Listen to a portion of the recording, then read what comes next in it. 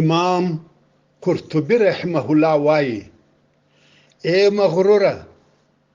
په مرګ کې دې فکر وکړه د مرګ په سکراتو سختیو او ترخه فعله کې فکر وکړه د مرګ څونه رښتیا وعده ده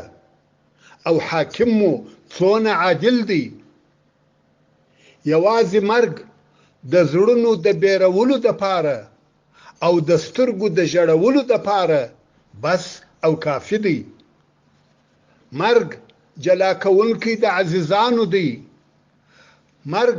خرابونکي د خوندونو او لذتونو دی مرګ پرې کونکي د ارزوګانو او امیدونو دی ابن آدم تا یو ورځ په خپل مرګ کې فکر کړی دی د خپل کور او خپل ځای څخه دی د جلا کېدلو فکر کړی دی کله چې د مځکې له پراخیه د قبر تنګۍ ته یوړل سي دوست ملګری او رفیق در څخه جلا سي ورور او قریب دی پریږدي د خپل نالۍ او تلتکه څخه قبر ته یوړل سي پس له هغه ښه پلنګ او نرم بستره په خاورو او ډبرو کې پټ کړل سي نو اې د مال ټولونکې اې د شو کورو جوړونکې په والله ستا له ماله بل شی ستا نه دی بې له کفنه او هغه کفن دې هم د خرابېدلو او شړېدلو دپاره دی